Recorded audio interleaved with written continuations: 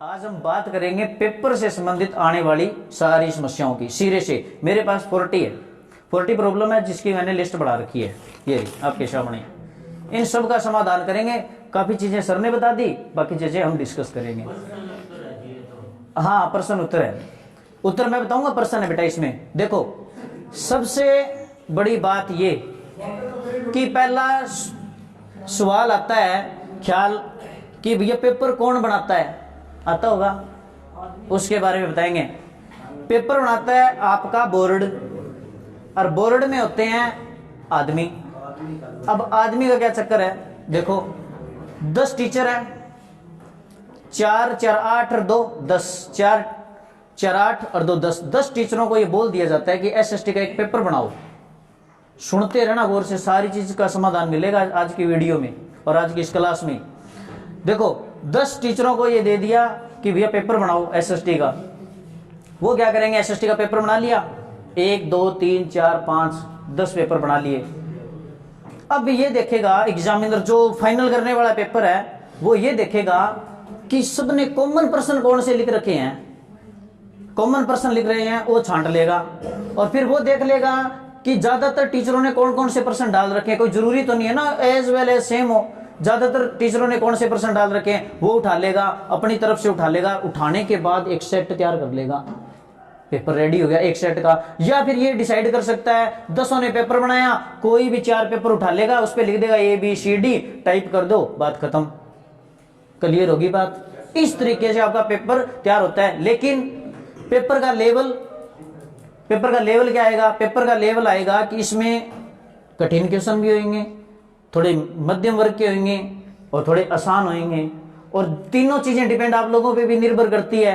अब भैया पूरी साल पढ़े नहीं है तो उनके लिए तो सारा पेपर ही कठिन हो गया, और जिसने अच्छे से पढ़ा है तो उसके लिए आसान हो गया। तो तीनों लेवल के प्रश्न इस पेपर में आते ही आते हैं। तो पेपर का पता लगा कैसे बनता है, इस आधार पे बनाते हैं। बाकी और भी मेजरमेंट होती है, जो कि चीजें पब्लिक नहीं होती, सामने नहीं आती। हमारे भी पेपर कैसे बनाते हैं, उनका एक विधि विधान अलग भी होता है। लेकिन जो मैंने बताया इस तरीके से भी होता है और हो सकता भी है, इस हिसाब से वो काम करते हैं। क्लियर होगी, पेपर का लेवल पता लग गया, ये बात क्लियर हुई। अब दूसरी बात है कि पेपर में कौन से प्रश्न आते हैं। इंग्लिश का है चाहे मैथ का है, भी कौन से सवाल आते हैं पेपर में, वो सवाल आते हैं जो आपको नहीं आते। सच है कि नहीं है, सच है कि नहीं है, ये बता दो। जो आपको नहीं आते वो पेपर में मिलेगा, हकीकत है। और फिर आप लोगों को कई प्रश्न ऐसे लगेगा ये एग्जामिनर ने बाहर से डाल दिया, ये भी आता है कि बाहर से आ गया, ये तो सर मैंने तो पढ़ा ही नहीं है, टीचर ने तो कराया ही नहीं है। टीचर ने कराया था, क्योंकि आप उस टाइम हो सकता है कोई शरारत कर रहा हो, कोई बाहर हो, कोई आया नहीं हो, बहुत कारण हो सकते हैं। टीचर ने करवाया था, आप थे नहीं, वो छूट गया, आपको ये लगने लगा कि प्रश्न तो आ गया बाहर से। तो इस चीज का आपको विशेष ध्यान रखना है। हमेशा आपने रखा है नहीं रखा है, क्लियर बात को जाने दो। लेकिन आज से जब जागे तभी सवेरा है, तो आज से अलर्ट हो कि प्रत्येक बात टीचर की सुननी है, ये लेक्चर में ध्यान देना, तो वो चीजें आएगी। अब एक बच्चे ने कहा थोड़ी देर पहले कि इंपॉर्टेंट पर्सन कौन से है।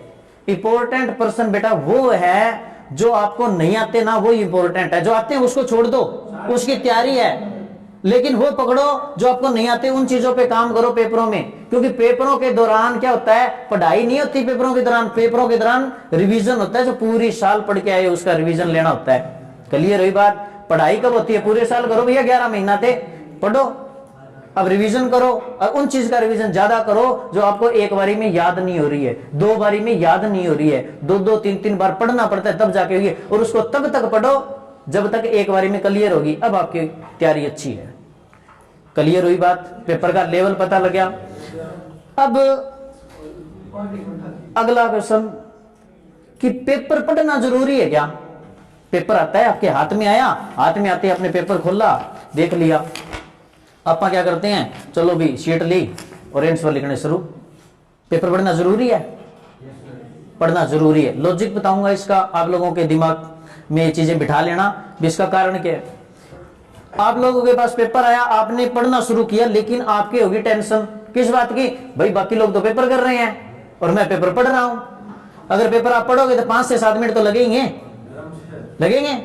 तो आप जो पेपर पढ़ रहे हो और बाकी लोग कर रहे हो तो चिंता होगी, लेकिन आपको वो चीज इग्नोर करनी है। ठीक है, 10 मिनट दे लो, 10 मिनट लगते नहीं है, 7 से 10 मिनट लगते हैं, 5 मिनट 7 मिनट, किसी को अलग अलग है, अलग अलग बच्चे का अलग अलग टाइम लगेगा इसमें। आपने जैसे प्रश्न पढ़ने शुरू किए और 7 मिनट लगी मान लो, तो उस 7 मिनट में क्या हुआ, आपको पता लग गया कि पेपर में क्या आपको आता है, क्या आपको नहीं आता, और क्या आपको पहले करना है। क्लियर हो रही है मेरी बातें, कि अब आपको पता लग गया कि अब पहले कौन से करने हैं। तो जो आपको अच्छे से आते हैं उन प्रश्नों को करो आंसर नंबर डाल के। 5वां आता है तो आंसर नंबर 5 डालो आप, 6ठा आता है तो आंसर नंबर 6ठा डालो आप। कोई जरूरी नहीं है भी ऑब्जेक्टिव टाइप पहले करेंगे ये बाद में करेंगे, ऐसा कुछ नहीं है। भाग ए है तो पहले करेंगे, बी है तो उसके बाद करेंगे, नहीं भैया, जहां से आपको ठीक लगे वो प्रश्न उठाओ, जो अच्छे से आता है आप कंटिन्यू करना शुरू करो। नंबरिंग ठीक लगानी है। क्लियर होगी बात। अब दूसरी बात कि कई बार आप लोग आंसर लिख रहे होते हैं, आंसर लिखते लिखते और चीजें याद आ गई तुरंत, या कई बार सोचना पड़ता है, तो वो सोचने का टाइम आपका आपने दे दिया पहले ही, क्योंकि 5 से 7 मिनट जब प्रश्न पढ़ा ना तो आपके माइंड को बता दिया आपने कि अगले 3 घंटे करना क्या है।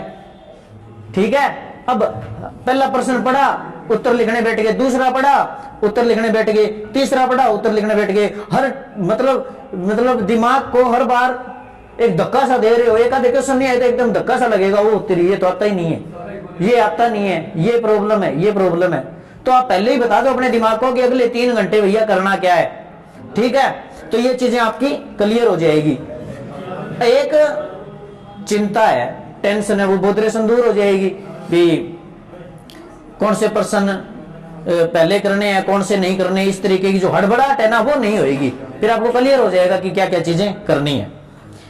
एक बात और कि पेपरों के दौरान माइंड फ्रेश रखें, अशांत माइंड नहीं होना चाहिए, क्योंकि सारा काम यहीं से दिमाग से ही होना है। पेपर में 3 घंटे आपको दिमाग लगा के पेपर करना होता है, तो इसलिए माइंड रखे फ्रेश, घर का एनवायरनमेंट रखे क्लियर, भी को किसी भी तरीके का वाद विवाद ऐसी चीजें ना हो कि आपको सुननी पड़े, या पेपर के दौरान को सुनना पड़े, या पेपर के दौरान कोई चीज सामान एडमिट कार्ड भूल गए, हड़बड़ी होगी एकदम, माइंड में एकदम टेंशन होगी, भी ये चीजें नहीं आई, फिर भागा दौड़ी होगी, परेशानी बढ़ गई। तो माइंड को फ्रेश और शांत रखना है ताकि आप अपना पेपर सही ढंग से और अच्छे से कर सको। इसलिए ये एक फायदा है भी 5 मिनट आप पहले ही दे दो पेपर को, वरना एक बात हो 40 प्रश्न आते हैं, 40 प्रश्न एक प्रश्न में एक मिनट दिए सोचने के लिए, तो 40 मिनट तो वैसे ही खराब होगी। चलो 20 में नहीं दी आपने, 20 में दी तो 20 मिनट पहले ही खराब होगी कि नहीं होगी। तो भैया 5 मिनट आप अच्छे से कर लो, पेपर में तो खराब कर दिया आपने, तो इसलिए 5-10 मिनट पहले ही सोचने विचारने के लिए दे दो, तो ये चीजें आपको हो जाएगी क्लियर। अगली बात करूंगा मैं कि पेपर को लिखना कैसे है, और साफ लिखने से और गंदा लिखने से मतलब अंतर क्या है, फर्क क्या पड़ेगा। साफ लिखने से क्या होगा, साफ लिखने से क्या होगा, साफ लिखने से एक प्रभावशाली दिखेगा, अगले को लगेगा कि अच्छा हो रहा है काम, सारी चीजें अच्छी लिखा होगा अगले ने। और गंदा लिखोगे तो अगले का तो दिमाग खराब, अगला सोचेगा रात काट रखी है सारे सिस्टम में, कैसे चेक करें। 5 वाले में 4 देगा, 3 वाले में 2 देगा, 2 वाले में 1.5 देगा, 1 वाले में आधा देगा। रिजल्ट खराब किसका, आप लोगों का खराब हो गया। तो अब साफ लिखने में एक प्रॉब्लम कि साफ लिखने से क्या होएगा, साफ लिखने से भैया अगले को लिए लगेगा बढ़िया लिख रखा है पूरी शीट, अगले का माइंड ना माइंड सेट ही ऐसा हो जाता है एग्जामिनर का। और गंदा लिखा हुआ है ना तो तेरी इसके दिमाग में आ जाता है, अब कैसे चेक करेंगे, मुश्किल हो जाती है अगले के लिए। तो अब सफाई से लिखने का तरीका एक ही है कि अच्छे से प्रैक्टिस हो पूरी साल। अब होमवर्क ढंग से ना किया है, काम ढंग से साफ सुथरा ना किया तो उसकी लिखाई गंदी होएगी पेपर में। और अच्छे से काम किया है आपने पूरी साल, 11 महीने अच्छे से काम किया, होमवर्क किया, साफ सुथरी लिखाई है, तो साफ सुथरा वहाँ लिखोगे आप, कोई दिक्कत ही नहीं आएगी। एक महत्वपूर्ण बात और बताता हूँ आप लोगों को कि मान के चलो कि पिछले साल जो आप पढ़ाई कर रहे थे, पिछले साल में आप एक ही पेन इस्तेमाल कर रहे हो, होमवर्क के दौरान एक ही कंपनी का पेन इस्तेमाल कर रहे हो। क्लियर हुई बात। तो एक ही पेन इस्तेमाल कर रहे हो तो इस पे क्या है, आपका हाथ सेट है कि नहीं है, हाथ सेट, बाई चांस जैसे आप एक्टिवा बाइक लेके आते हो, एक दिन पंचर हो गया, किसी दूसरे का लेके आए तो आपको पता लगेगा कि दूसरे का, तो आप में उसका कंट्रोल अलग ही होता है, ब्रेक का, क्लच का, रेस का, होगा कि नहीं होगा। और एक आपने खुद की बाइक है तो उस पर तो आपका हाथ सेट है, तो पेन पे हाथ सेट है ना, तो एग्जाम में भी वो सेट है, तो आपको ये फील नहीं होगा कि आप एग्जाम में बैठ के काम कर रहे हैं। तो आप अच्छे से अपने शब्दों के आकार में सही ढंग से सारी चीज़ें करते जाओगे। और अगर आपने पेन ले लिया ऐसा जो लिखे ही नहीं, आपने सोचा बढ़िया पेन लूँगा मैं 50 रुपये वाला, और कोई जैसे थोड़ा मोटाई में ले लिया और ले लिया, हाथ सेट नहीं है, तो इसमें तो अजीब अजीब फील होगा आपको। 3 घंटे पेपर लिखोगे तो क्लियर हुआ। तो एक आप हल्का पेन ले, और वो पेन ले जो आप प्रैक्टिस में रखे हैं, तो उस पर हाथ सेट है ना, आपको दिक्कत नहीं आएगी। और लिखाई साफ है, और कोई और पेन से कर रहे हो ना, तो भी उसकी लिखाई में भी फ़र्क आ जाता है कि नहीं आ जाता, तो उसमें फ़र्क आ जाता है। तो आप एक ही पेन इस्तेमाल करो उसमें। अच्छा, पेन कौन से कलर का इस्तेमाल कर सकते हैं? नॉर्मली 2 ही मानते हैं हम। और बॉल पेन इस्तेमाल करना है, जेल नहीं करना, क्योंकि इंक वगैरह फैल जाती है और हाथ भी खराब हो जाते हैं। तो बॉल पेन यूज़ करो, और ब्लैक पेन से आप हेडिंग वगैरह डाल सकते हो, और नीले पेन से लिख सकते हो। इसके अलावा कोई पेन इस्तेमाल मत करना। हाँ जी, जेल पेन से बेटा हाथ खराब हो जाएंगे, और इंक वगैरह फैल जाती है, और स्पीड इतनी होती नहीं है। अगर आपको लगता है कि मेरी इसमें प्रैक्टिस है और मैं नॉर्मली होमवर्क वगैरह ये इसी में कर रहा हूँ, तो आप खैर लिख सकते हैं, ठीक है। ये भी बात मैंने कही है ना, वो उस पेन का इस्तेमाल करें। हो सकता है आप जेल पेन इस्तेमाल करें, लेकिन उसमें कई बार जेल पेन भी थोड़े अच्छे क्वालिटी का हो, सही ढंग का हो, भी हाथ खराब भी ना हो, और अपनी शीट भी खराब ना हो। अगली बात कि स्टेशनरी का सामान प्लस एडमिट कार्ड अपना, जैसे एग्जाम कल है तो आज शाम को रेडी करके रख दो। देखो, जैसे शॉर्पनर नहीं है आप लोगों के पास, और डायग्राम बनाना है पेपर के दौरान, शॉर्पनर नहीं है, तो पहले तो आप आगे देखोगे, 1-2 पीछे देखोगे। शॉर्पनर एग्जामिनर ने देख लिया, वो खड़ा है जो, और जिसकी ड्यूटी है एग्जाम ले रहा है, उसने देखा भाई खुसर पुसर कर रहा है बच्चा, नकल मार रहा होगा, बेकाम की धमका देगा, आपको धमका देगा कि नहीं। आप बाद में सफाई देते रहोगे, सर मैं तो शॉर्पनर ले रहा था। एग्जामिनर को वो लगेगा कि झूठ बोल रहा है। तो और फिर आप इधर उधर देख रहे हो, 1 मिनट लग जाएगा, किसी से मांगोगे, वो कहेगा भाई साहब मैं यूज़ कर रहा हूँ, एक बार 1 मिनट रुक, तो आपका 2 मिनट खराब हो जाएंगे इस चक्कर में। तो अपना सारा मटेरियल रखो साथ रखोगे, किसी से मांगने की, इधर उधर देखने की, कुछ करने की कोई ज़रूरत ही नहीं है। क्लियर होगी बात? इसलिए अपना मटेरियल साथ रखें, ठीक। अगली बात है कि प्रश्न नंबर अगर ना लिखते हो आप, शीट का है वो, जैसे शीट ली और शीट में आपने क्या किया, आंसर नंबर नहीं लिखा। ये बोर्ड की शीट है, अगर आप जैसे प्रश्न लिखना शुरू किया, पूरे कॉन्फिडेंस में थे, 8वां प्रश्न मेरे को आता है, और जल्दी जल्दी में उत्तर लिख दिया, उत्तर नंबर डालना भूल गया 8वां, और सारा लिख दिया, और सारा लिख दिया। अब एग्जामिनर चेक कैसे करेगा? भूल गए आंसर लिखना। एग्जामिनर चेक कैसे करेगा भैया कौन से का है? आपने आधा पेज भरा, 5 से 8 मिनट लगी, और रिप्रेजेंट आपको पूरे प्रश्न को रिप्रेजेंट कर रहा है, उसका संख्या नंबर यहाँ पे 8 लिखा है तो चेक हो पाएगा, वरना एग्जामिनर इतना टाइम नहीं होता एग्जामिनर में चेक, ये कौन सा हो सकता है? आपने 3-4 प्रश्न नहीं किए कॉपी में, तो एक तो ना किया हो तो देख ले भी 8वां नहीं किया हो, मैंने भरा नहीं है पीछे, और 3-4 किए तो वो ढूंढेगा नहीं, छोड़ देगा, वो चेक ही नहीं करेगा, क्योंकि अगले को बता ही नहीं रखा आपने उत्तर कौन सा है। तो गड़बड़ होगी कि नहीं होगी? उत्तर लिख दिया, आता था, अच्छे से आता था, लेकिन एक 8 लिखने की वजह से गड़बड़ होगी, हो गया पंगा। अगर आप एक ही प्रश्न के 2 उत्तर लिख देते हो, चाहे भूल में मान लो, चाहे आप चापलूसी करते हुए मान लो, भी 7वां आता नहीं है, 7वें का 8वें का एक ही कर दो, उस केस में क्या होगा वो भी बता देता हूं मैं। 8वें का लिख दिया, ओके, 7वां आता नहीं है, लेकिन ऊपर वाला ही चेप दिया, तो अगले ने देख लिया भी गड़बड़ कर रखी है। अगले के माइंड में क्या आएगी पता है? उसको ये नहीं लगेगा कि इस प्रश्न में गड़बड़ कर रखी है, उसको ये लगेगा पूरे पेपर में घोटाला कर रखा है इसने। वो फिर उसका माइंड ऐसे ही काम करेगा, फिर वो नंबर फिर काट लेगा, 5 वाले में 4, 4 वाले में 3, और 3 वाले में 2, और 2 वाले में 1, और 1 वाले में दे तो दे। अगर लास्ट में लिख देते हो, एग्जामिनर के दिमाग में आ गया वो चीजें हैं, वो वहां गड़बड़ हो जाएगी। एग्जामिनर है वो, पकड़ लेगा तो बस चीजें आपके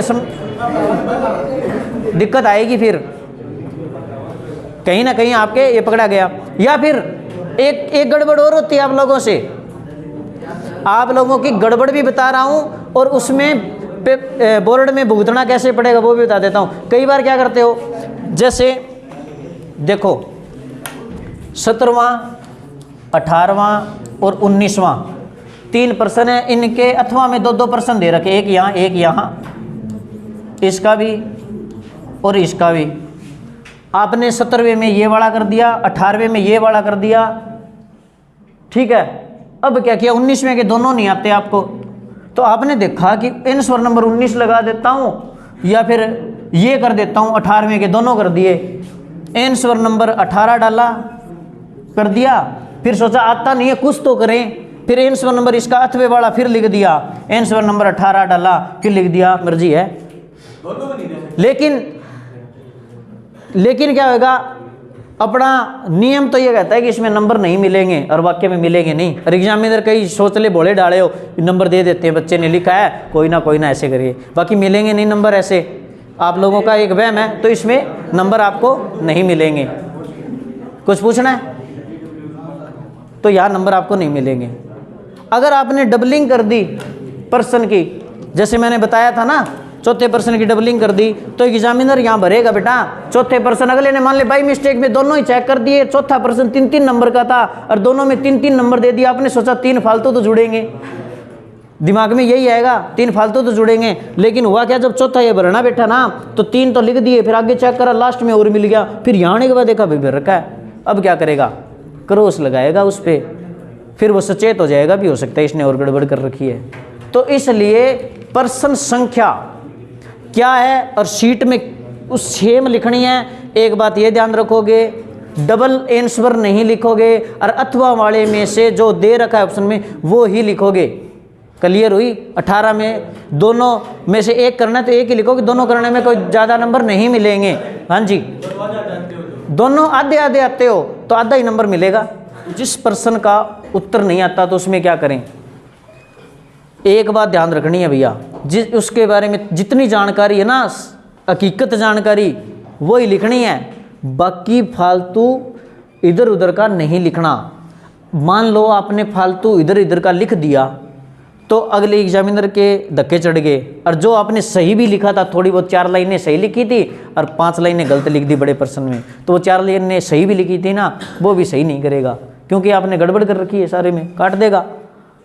अब आपको जैसे, अब आपको पता है आपकी सीट कौन चेक करेगा, नहीं पता, और एग्जामिनर को पता है कौन से बच्चे की सीट है, नहीं पता, कुछ नहीं पता। अब यहाँ तो आप रो रो के नंबर ले लेते हो, सर मेरा आधा नंबर तो दे ही दो, इसमें इतना किया है, 1 लाइन लिखी है, आधा दे दो जी, 2 दे दो जी, इसमें मेरा आधा और बढ़ रहा है, इस पर्सन में थोड़ा और दे दो, ऐसे ऐसी चीज़ें कर लेते हो क्लास में टीचर के साथ जो चेक करता है। वहाँ नहीं होगा क्योंकि पता ही नहीं होगा, करेंगे क्या, जो टीचर ने फाइनल कर दिया ओके, बाद में फिर आपका रिवैल्यूएशन है, रीचेकिंग है, वो भरते रहना, पैसे लगाते रहना। एक बच्चे ने ऐसे लिख रखा था, भी हिमालय से नदियां निकलती है, सनम हम तुमसे प्यार करते हैं।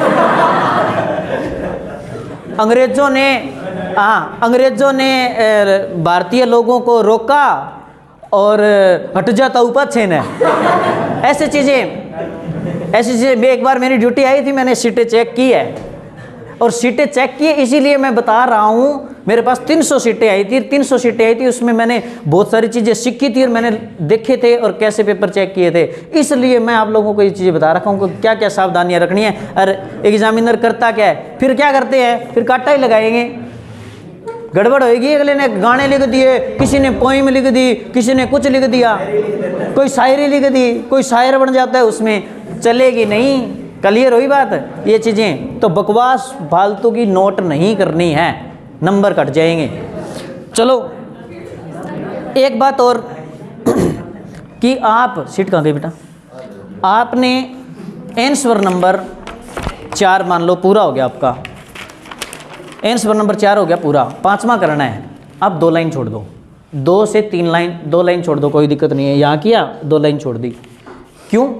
एक तो अगले को अच्छे से दिख जाएगा, भरा हुआ घूस मूसा नहीं लगेगा पेपर में, तो थोड़ा गैप छोड़ दिया। दूसरा, बाई चांस आप पर्सन 12वां लिख रहे हो और 8वें का कोई उत्तर याद आ गया और वो 8वां लिख दिया आपने, तो 2 लाइन छोड़ी हुई है, 1 लाइन याद आ गई तो आप लिख सकते हो, फायदा हो गया।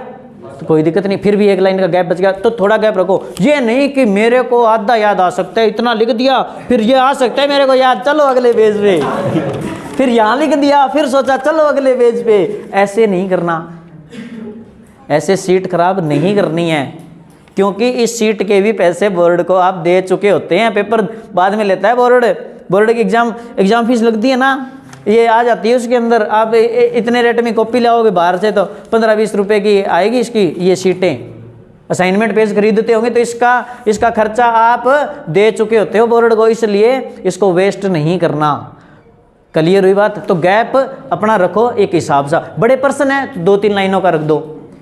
कई बच्चों को ऐसे लगता हो कि मेरी तो सर पिछले पेपर में सीट भर गई थी और हो सकता अगर एक आधा पेज और होता ना तो मैं लिख देता। और एक बात और भी है, 10th में तो आते हैं 24 पेज और 12th में आते हैं 32 पेज। वैसे तो पूरा कंप्लीट लिखोगे तो भी 1-2 पेज खाली रह जाते हैं। फिर भी अगर कोई एक्सप्लेन करे, कोई और दे, तो किसी को लगता है कि मेरे को एक आधा पेज और बचाना है, क्योंकि 33 पेज तो वो करेंगे नहीं और 24 वाले 25 नहीं करेंगे। तो उसके लिए एक पेज बचाने का तरीका तो मैं आपको बता सकता हूँ। जैसे कि आपने क्या किया, जैसे ऑब्जेक्टिव टाइप पर्सन कर रहे हो, आपने सोचा पहले मैं कर लेता हूँ। और ऑब्जेक्टिव टाइप पर्सन आए हुए हैं 16, 1 2 3 4 5 8 तक कर लिए।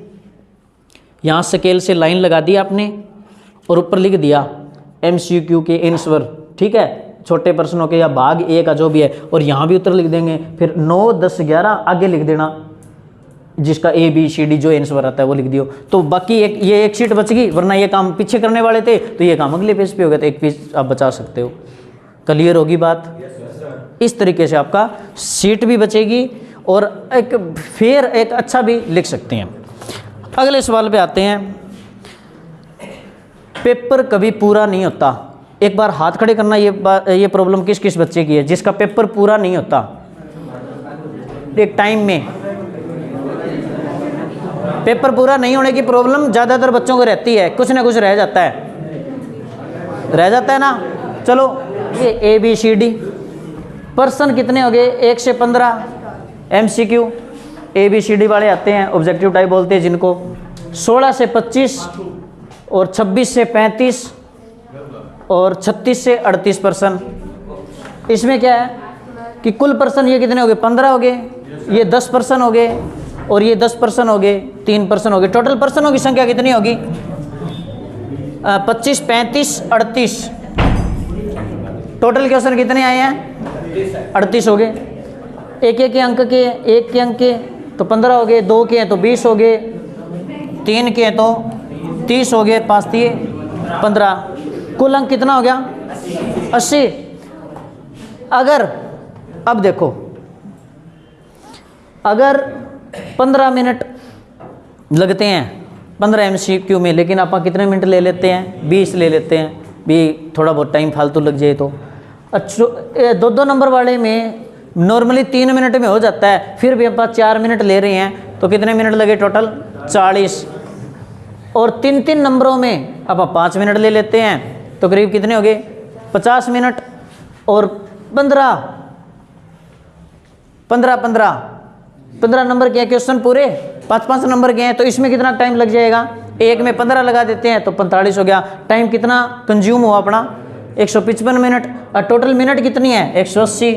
तो 180 में से 155 गए, कितने मिनट बच गए? 25 मिनट। अब इन 25 मिनट में क्या कर सकते हैं आप? भी 10 मिनट तो आपको पेपर रीड आउट में लग गया,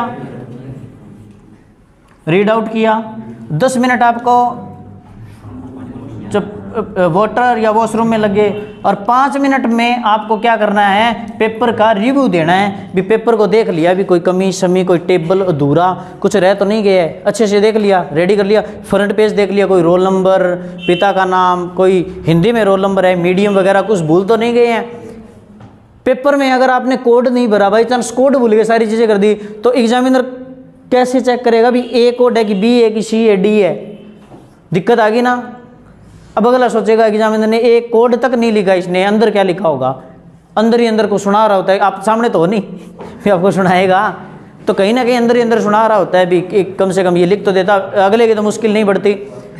तो टाइम आप यहाँ। अब एक बात और, भी जैसे यहाँ 4 मिनट देने थे, वहाँ अगर आपको 5 मिनट लग गए या 8 मिनट लग रहे हैं या दुगुना टाइम ले रहे हैं ना, आप इस टाइम के अनुसार चलो। जैसे बड़े पर्सन है, बड़े पर्सन में 15 मिनट है और ये बड़े पर्सन में आपको लगता है 20 मिनट ले रहा हूँ और 5-7 लाइनें और लिख सकते हैं, तो आप उस पर्सन को वहीं छोड़ दो, लाइनें छोड़ के अगले में आ जाओ। अगर आपने ऐसा नहीं किया तो फिर अगले क्वेश्चनों का आप टाइम खाते जाओगे, फिर वही समस्या आएगी, पेपर पूरा नहीं होएगा।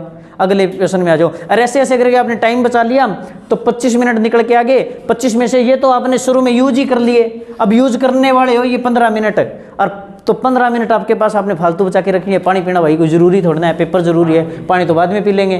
तो ये टाइम आप यहाँ एडजस्ट कर सकते हैं। तो ऐसे करके चलोगे। अब एक बात और, बड़े प्रश्नों में 15 मिनट ले रहे हो, कई बच्चे ऐसे मिलेंगे 12 मिनट में क्लियर, और कई ऐसे मिलेंगे कि 20 मिनट में भी नहीं होता, 22 में होता होगा।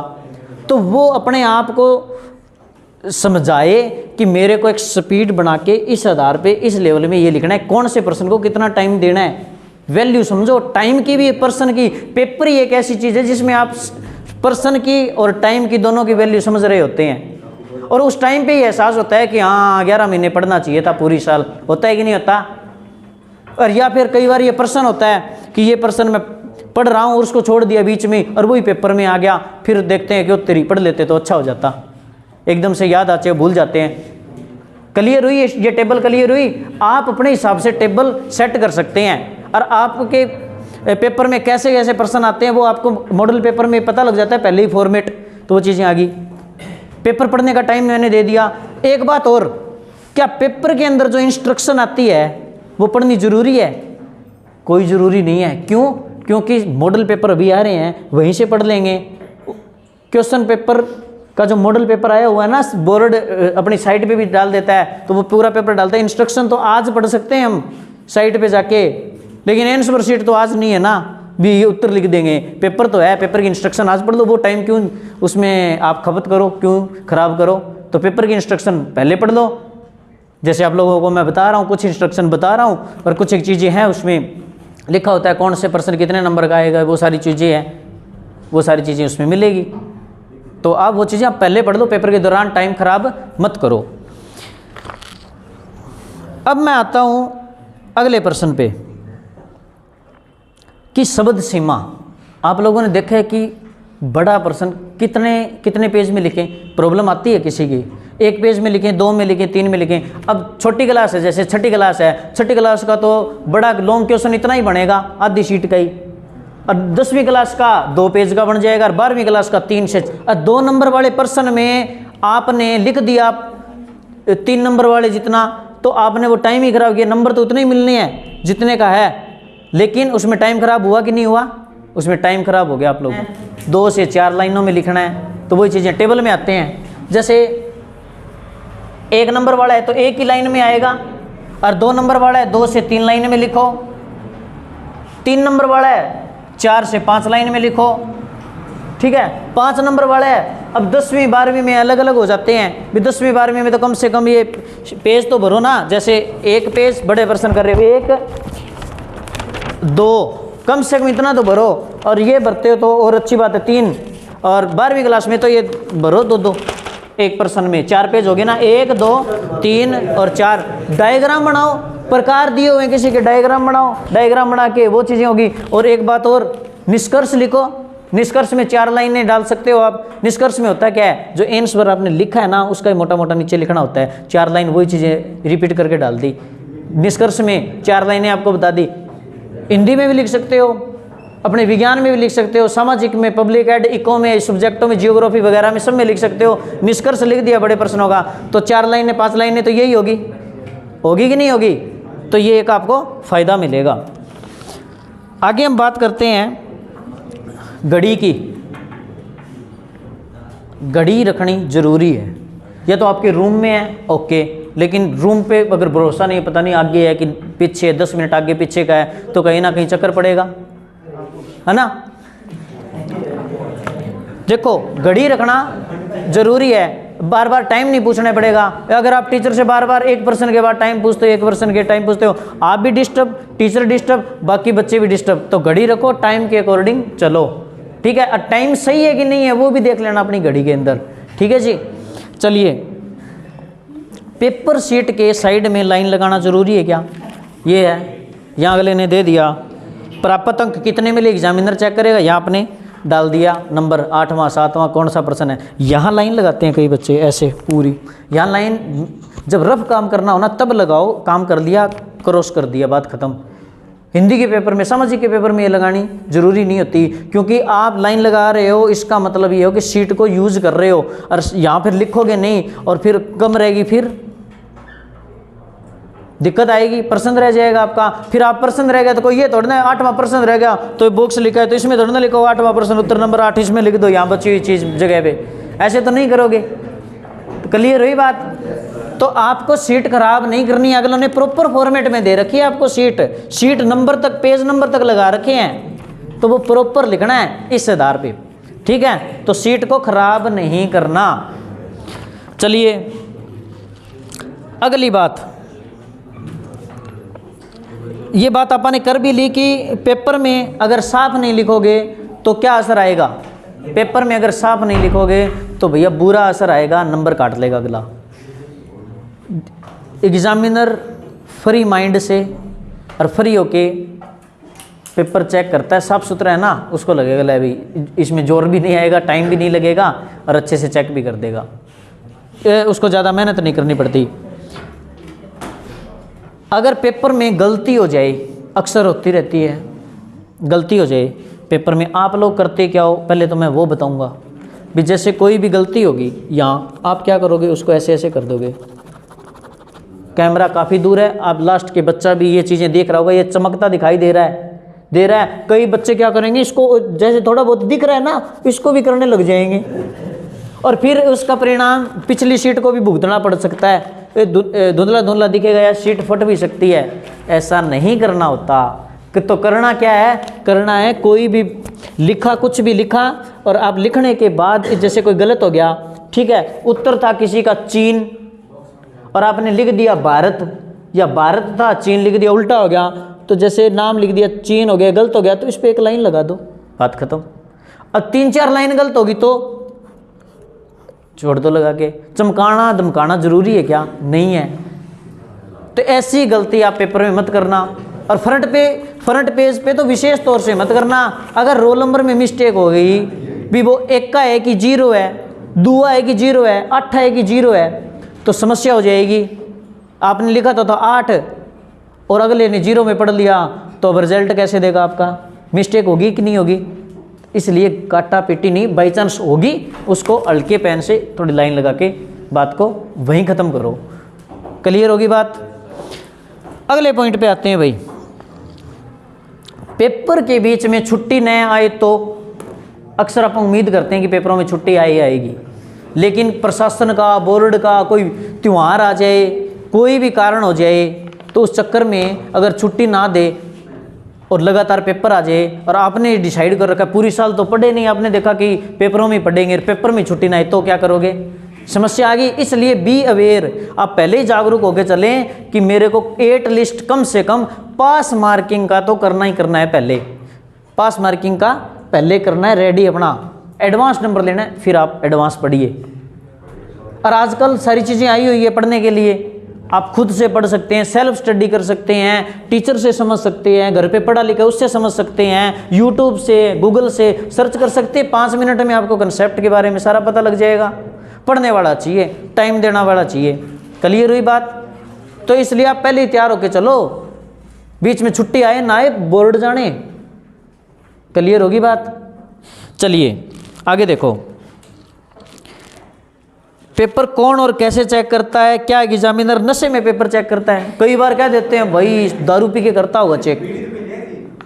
हाँ, बीड़ी बाड़ी तो पी सकता है अगला, कोई दारू पी के करता होगा, इस तरीके की प्रॉब्लम है। जैसे आपके नंबर नहीं आए, मान लो आपके नंबर आगे कम, आपको ये लगने लग जाता है पता नहीं नशे में किया होगा, पता नहीं नींद में पेपर चेक किया होगा।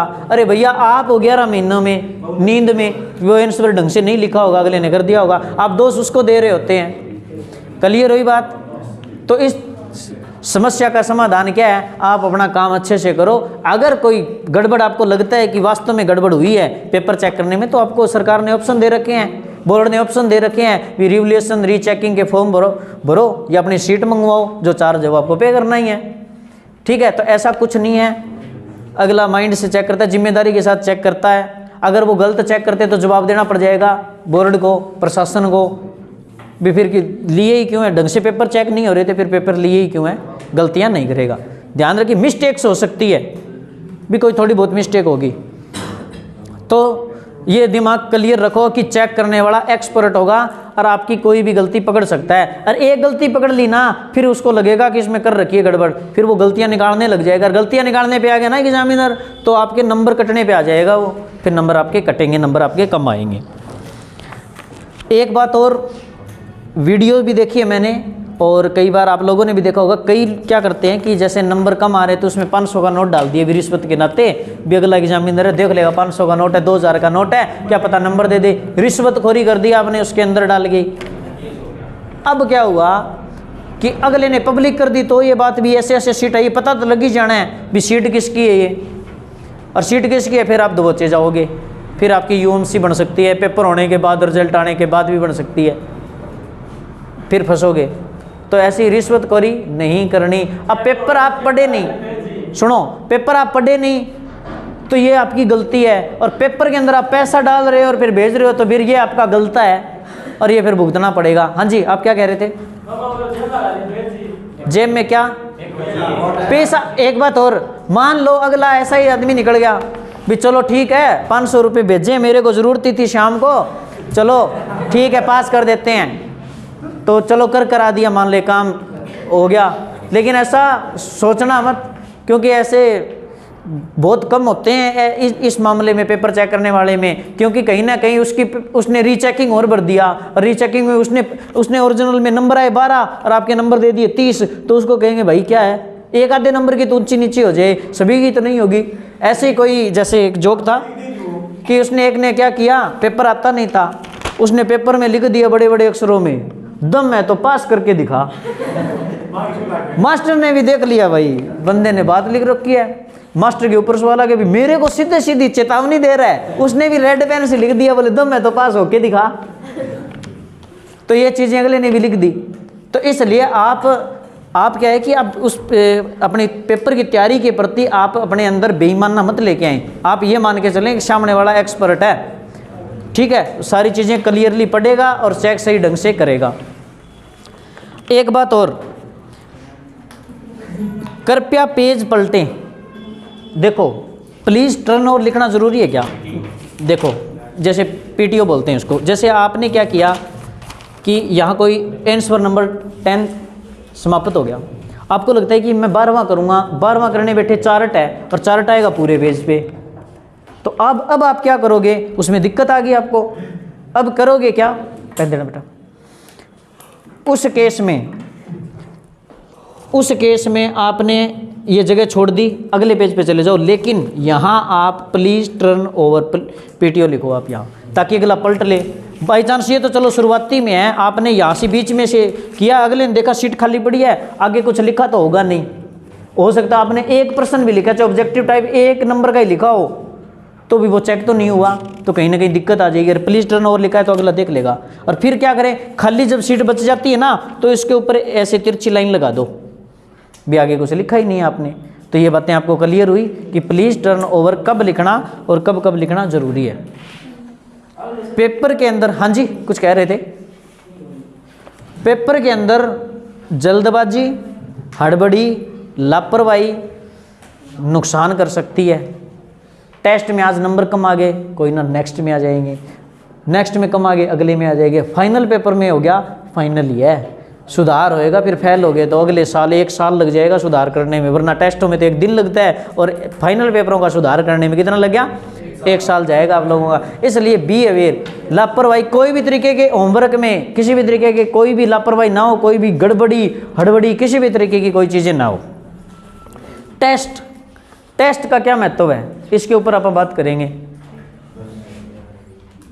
फॉर एग्जाम्पल, आज अपन ने कोई टेस्ट लिया किसी विषय का, किसी के 1 नंबर आया, किसी का 0 आया, किसी के 5, 10 जितने भी आए, ओके।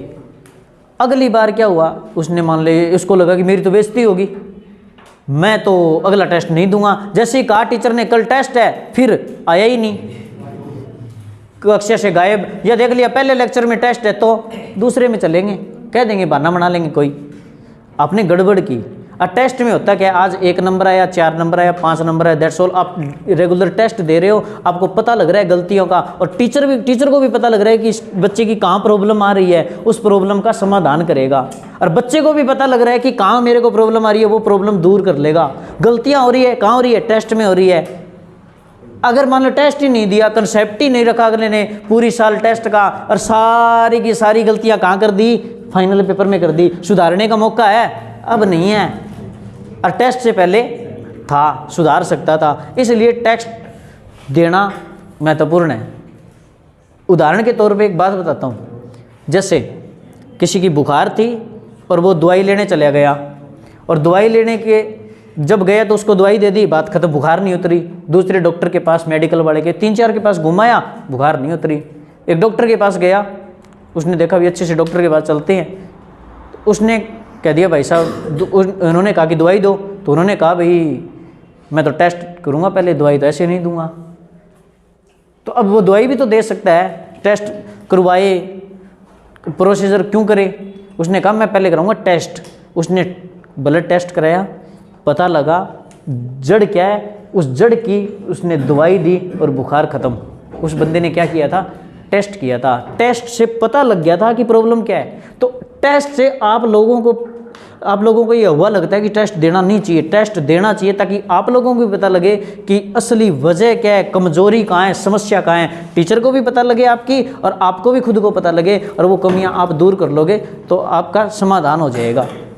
और लिखाई भी अच्छी होगी, टाइम मैनेजमेंट होएगा, लिखने का भी पता लगेगा कैसे लिखना है। और जिसने पूरे साल टेस्ट नहीं दिया वो फिर भैया भुगतभोगी होएगा और भुगतना पड़ेगा उसको। क्लियर हुई बात। आगे बात करते हैं सिलेबस कम कैसे करें। आप लोगों का सिलेबस पूरा भर के सिलेबस आप लोगों को लगता है कि वो तो हैवी सिलेबस है। सिलेबस को कम कैसे करें। सिलेबस को कम करने का जरिया है एक मात्र तो नहीं है, अलग तरीके हो सकते हैं, लेकिन एक जरिया है। जैसे मैं बताऊं, आपको क्या लगता है, जो आपको आता है छोड़ दो, संभाल के आपको आता है ओके। जो आपको नहीं आता है उस चीज़ पे ध्यान दो, उस चीज़ का आप रिवीजन करो।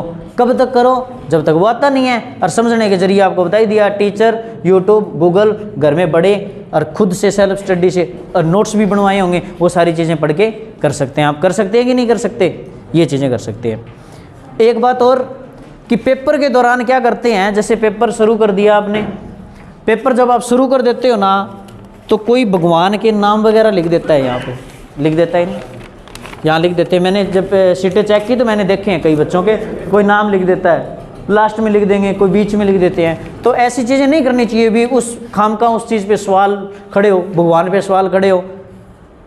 अगर भगवान की बात आती है तो आप 1 मिनट के लिए भगवान को याद कर दो, पेपर हाथ में आ गया तो लिखो मत, कुछ लिखना नहीं होता। पेपर में भी लिखा होगा, आपके इंस्ट्रक्शन भी लिखी होगी, जब आप इंस्ट्रक्शन पढ़ेंगे तो यहाँ भी लिखा होगा कि इसको फाड़ना नहीं है, एक्स्ट्रा कुछ लिखना नहीं है, तो ये चीज़ें आपको नहीं लिखनी है। क्लियर होगी बात, ठीक है। भगवान को याद करो, पहले करो, पेपर के दौरान करो, जब मर्जी करो। कई बार पर्सन याद नहीं आता तो आप कहते हो हे भगवान पर्सन याद आ जाए, बार बार भगवान को याद करते हो। कईयों के आ भी जाता है और कई बार नहीं आता। पेपरों के दौरान अच्छी नींद लेना ज़रूरी है। अच्छी नींद तो आप लेते ही हो, वैसे बताने की ज़रूरत नहीं है, नींद ही ले रहे हैं सर हम। क्यों ज़रूरी है, क्योंकि माइंड फ्रेश रहेगा। अगर पेपर के दौरान माइंड सोया हुआ है, आप जागे हुए हो और माइंड को काम करना है, अच्छे से काम नहीं कर पाओगे, आप लोगों को दिक्कत आएगी। क्लियर होगी बात। इसलिए अच्छी सी नींद लो पेपरों के दौरान और अपना शांत रखे दिमाग। नकल महत्वपूर्ण टॉपिक है आप लोगों के लिए। नकल की बात बताता हूँ। अगर होशियार बच्चा है या कोई किसी को कोई पर्सन आया नहीं है, वो उस होशियार बच्चे से पूछ रहा है और वो अपना काम कर रहा है, काम करता करता अपना काम कर रहा है, किसी ने टोक दिया भाई साहब छठा बताइयो। अब वो लिख रहा है ना, उसके माइंड में जो उसको लिखना क्या है वो चीज़ें कर रहा है। जैसे ही आपने टोका भूल गया, अगला ही भूल गया वह लिखने क्या वाला था, और उसका जो पूछ रहा था उसका आंसर भी चाहिए 1 शब्दों में, वो भूल जाता है, तो अगले का तो काम खराब कर दिया ना आपने। और आप पकड़े गए तो फिर आपको टीचर डांटेगा, सीट लेगा, वो अपनी कार्रवाई करेगा। तो ये समस्या आ गई। टाइम खराब वाली होगी, फिर दूसरे का टाइम खराब कर रहे हो और अपना कर रहे हो। या फिर अगले ने सोचा सर हम टाइम खराब कर रहे हैं क्यों, सीधा पर्ची ले जाते हैं, साइलेंट मोड अपने कर लेंगे। अब पर्ची ले गए, पर्ची में पकड़े गए तो भैया यूएमसी बनेगी, अनफेयर मीन्स केस। और वो अगला इसमें लिखा है पकड़े गए कागजों की संख्या, 4 पर्ची है, चौका लिख देगा, अगला 5 है 5 लिख देगा, 8 है तो 8 लिख देगा, और उस चीज़ में आपका केस हो जाएगा। इन फ्यूचर जब आप फॉर्म अप्लाई करोगे ना, तो उसमें क्या आता है कि ऑप्शन आता है, आप पे कोई केस तो नहीं है और आप पे तो केस बना हुआ है, फिर गड़बड़ हो जाएगी।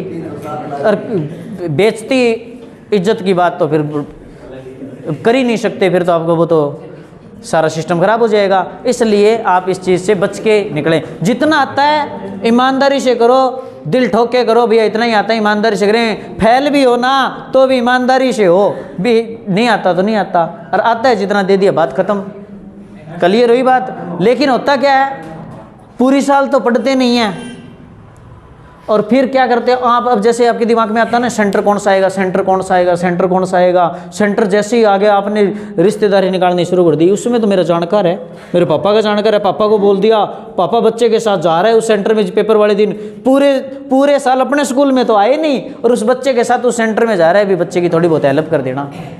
अगर पूरी साल यहाँ आते ना, हफ्ते में संभालते, तो कहीं ना कहीं आपके भी अक्ल आती और घर वालों को भी इस चीज़ की अक्ल आती कि चलो सिफारिश नहीं करनी पड़ रही, सिफारिश दिल्ली की करते और वहाँ जाना नहीं पड़ता। अगर उस बंदे ने हेल्प नहीं की, हेल्प तो करना चाहता था, प्रशासन के जोर के कारण, सख्ताई के कारण हेल्प नहीं कर पाई ना, तो आपकी लिहाज बिगड़ जाएगी।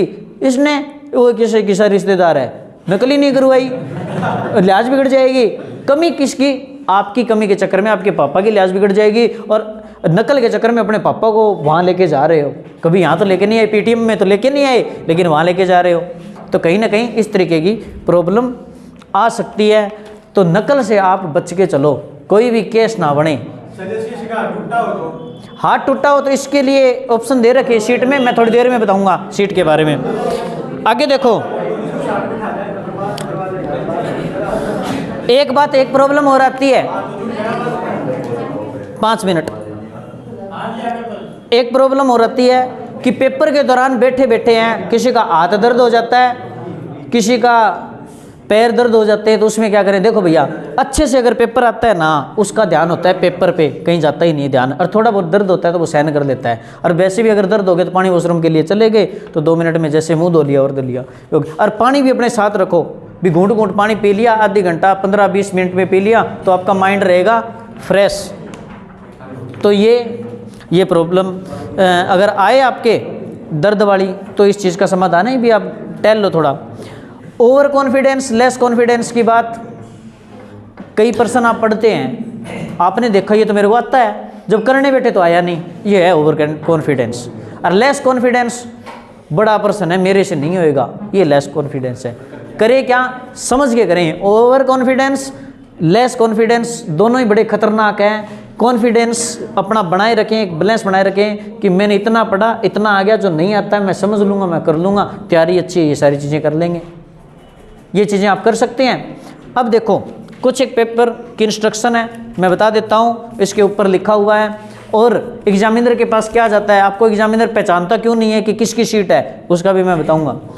जैसे परीक्षा का नाम, 12वीं है तो सीनियर सेकेंडरी लिखोगे, 10वीं है तो सेकेंडरी लिखोगे। परीक्षा का दिन व तिथि भी, दिन कौन सा है, दिन का मतलब वार कौन सा है, डेट क्या है, आंसर देने का माध्यम हिंदी इंग्लिश बताया है आप लोगों को। और वार्षिक परीक्षा कौन सी है वो चीज़ें भरोगे, टाइम अपना लिखा है वो चीज़ें यहाँ भरोगे, ABCD में से कोड कौन सा है वो लिखोगे। और जैसे आपने कहा था, एक बच्चे ने कहा था कि किसी के हाथ टूट जाए और हो जाए, किसी को प्रॉब्लम है, तो क्या करोगे, यहाँ पे लिखा हुआ है B पे टिक मार्क करोगे। अगर उसको दिख नहीं रहा, दृष्टिहीन है, तो B पे टिक मार्क करोगे। और उसका रिप्रेजेंटेटिव कौन है, पेपर कौन दे रहा है, उसकी भी डिटेल भरी जाएगी, ठीक है। अगर मुक एवं बधिर है, गूंगा बहरा है, तो इस पे लगाओगे D पे, ठीक है। यानी इस प्रॉब्लम जिस प्रकार की प्रॉब्लम है, और जैसे आपके जिस टीचर की ड्यूटी होती है, तो हाँ जी, हाँ जी, हाँ हाँ, समय पे आपकी हेल्प कौन करेगा, वो तो आपको नाम लिखना पड़ेगा भी आपकी हेल्प करने के लिए कौन आ रहा है। हाँ, वो फिर यहाँ लिख देंगे, उसका पूरा रिकॉर्ड होएगा, ठीक है। क्या आपने लेखक उपलब्ध कराया है? फिर अगर आप नहीं लिख रहे हो तो कोई और लिख रहा है तो फिर हाँ भरोगे, और उसकी डिटेल होती है, वो सारी डिटेल आपका जो सेंटर सुपरिटेंडेंट होता है उसको भी पता है, सुपरवाइजर होते हैं उनको भी पता है, इन्विजिलेटर होता है उसको भी पता है, वो सारी चीज़ें इसमें भरेगा। अनुक्रमांक रोल नंबर है यहाँ भरे जाएंगे, और पिता का नाम भरा जाएगा, साइन होने होते हैं, और ये पर्यवेक्षक का पूरा नाम और हस्ताक्षर, जिस टीचर की आपकी ड्यूटी है वो। अब सबसे महत्वपूर्ण बात आ गई यहाँ मिस्टेक होती है। गोले भरोगे या तो गोले से बाहर निकाल दोगे, पेन से लिखा सर्कल किया, या थोड़ा सा छोड़ दोगे। तो सर्कल भरने का तरीका क्या है? ये परफेक्ट तरीका है जिसमें इसमें लिखा हुआ है पूरा पूरा सर्कल भरा हुआ है, पूरा पूरा सर्कल भरा हुआ है ना, पूरा पूरा भरना है। जैसे अपन ने बात की थी, किसी का नाम है राम सिंह, स्पेस है तो आर्यम स्पेस सिंह भरोगे। आर जैसे ABCD लिखी हुई है, इसमें जैसे आर है तो आर पे फिर सर्कल कर दोगे, राम A है, एम पे स्पेस है उसका क्या भरोगे, उसको खाली छोड़ दोगे और फिर अगला कर दोगे, ये चीज़ें। अब एक बात और, अगर किसी का नाम इन डब्बों से ज़्यादा है, नाम इस डब्बों से ज़्यादा है, तो इन डब्बों में जितना आ गया उतना ही भर दो, उतना ही सर्कल कर दो, जो नाम बच गया उसको छोड़ दो, ठीक है। अब करते क्या है कि ये चीज़ें भर दी, रोल नंबर भर दिए, रोल नंबर पे जैसे अंक में है तो वही चीज़ें करनी है, विषय कोड आपके पेपर के ऊपर आएगा, वो चीज़ें भरनी है। अब मैं बताता हूँ आपको, एक फ़ोटोकॉपी थी, जैसे सीट का ये फ्रंट पेज है, सेम ही है, महत्वपूर्ण बात है। क्या करेगा, बोर्ड के पास आपकी शीट चल गई, बोर्ड जब चेकिंग के लिए देगा ना तो पता है क्या करेगा, वो ये चीज़ जाएगी चेक करने के बाद, ये बोर्ड अपने पास रख लेगा, इस पे आपका नाम, पता, साइन, पिता का नाम कुछ नहीं है, दिखाई दे रहा है इस पेज पे, यानी शीट में ओरिजिनल है, मैं फाड़ नहीं सकता, इसलिए यहाँ बताता हूँ, ये चीज़ डिटेल आएगी एग्जामिनर के पास, इस पे कोई डिटेल आपकी कोई डिटेल नहीं है। और तो सर रोल नंबर भी तो नहीं है, रोल नंबर के लिए वो कुछ चिपका देंगे या कुछ लिख देंगे, वो अपना नंबरिंग है वो क्या मैच करते हैं, तो वो सारी चीज़ें क्लियर कर लेंगे। क्लियर होगी बात, फिर इसमें वो चीज़ें जाएगी, उसको पता भी नहीं होता, ठीक है। इसलिए पेपर आपके आ रहे नज़दीक, जिन बच्चों ने कोरोना के दौरान बोर्ड के पेपर नहीं दिए, अब बोर्ड के पेपर नहीं दिए तो वो पहली बार बोर्ड के पेपर दे रहा है, तो बी अवेयर होके अच्छे से सारी तैयारी करके, और जैसे अपने सिलेबस की तैयारी करके, पेपर की इंस्ट्रक्शन वगैरह की तैयारी करके अपना देंगे। और थैंक यू, मेरे को सुनने के लिए आपका धन्यवाद भी, 1 घंटा सुना है कम से कम, थैंक यू।